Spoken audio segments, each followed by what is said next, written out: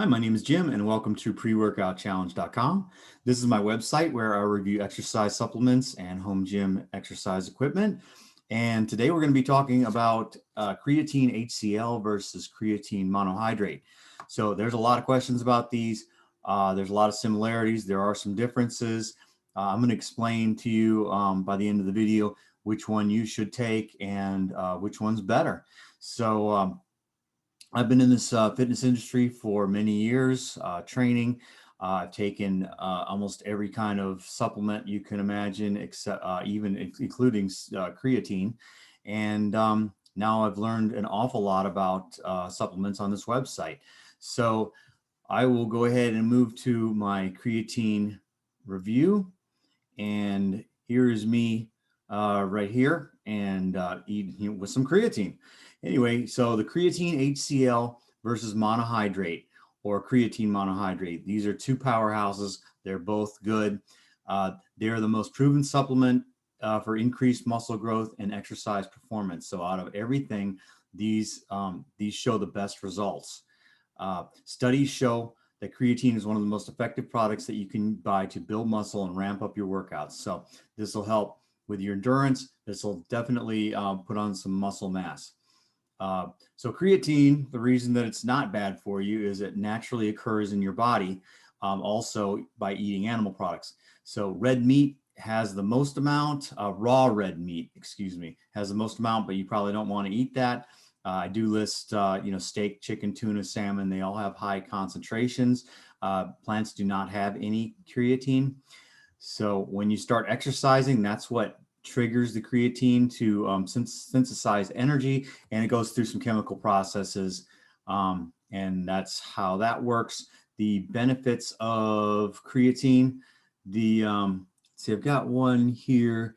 The creates muscle volumization, faster sprint ability, so it makes you quicker off the line, improves brain performance. This is the most important for most people, adds muscle mass, better recovery, resistance to fatigue.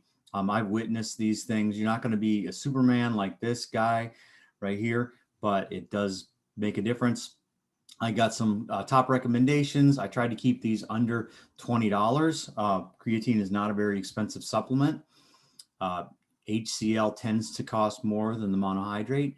So here's a couple, and also 3-in-1 creatine blend. I believe that's creatine nitrate, monohydrate, and HCL. So creatine HCL versus monohydrate. Some manufacturers combine both HCL monohydrate for a more well-rounded supplement. So you can even combine them. Both types of creatine forms provide the best benefits above, but everyone seems to have their go-to choice. So I'll explain the differences. The biggest benefit to creatine HCL is its solubility. So that's it's 40 times more soluble than monohydrate. So that's the big advantage on that. I'll go ahead and tell you right now, the big advantage to creatine monohydrate has been around longer, it's been studied more, and it's more proven to have the effects that you want. So let me keep going. The creatine HCL is hydrochloric acid attached to a regular creatine molecule. So it's not any kind of crazy experiment like the picture here.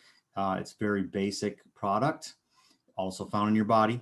So HCL pros and cons. So the HCL is a clear winner as far as solubility and the ability to mix water. So because of this, you don't have to take as much.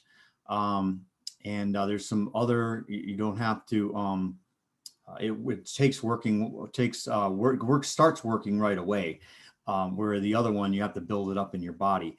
So the cons is the price. It's 3 times the amount. So it's less studied. It's 3 times the amount. Any creatine could cause water retention that goes with both, but usually it's gained with the muscle mass. The biggest problem with creatine is taking too much. It's unsafe to take too much of anything, and I'll tell you how much to take here in a minute. Creatine monohydrate. So this is another form, a simple form of creatine. Pros and cons. Because this type of creatine has been around for longer and it's been more studies, it's more proven to have the established benefits. So that's the biggest benefit of monohydrate. So it rarely comes with any side effects. It is cheaper. It says I just purchased an 80 serving container for around 25 bucks. I mean, that's nothing compared to for supplements. So now it says because it's not as soluble as HCl, it's recommended to follow directions during a loading cycle. So the loading cycle is where you need to take it a few days heavily before 5 grams a day, whether or not you're working out or not. So it's so that's the kind of a disadvantage of it. That the reason that you have to do that is because it has to build up in your body because it's not as soluble. How to take creatine properly. So the average person has about 120 grams in their body also.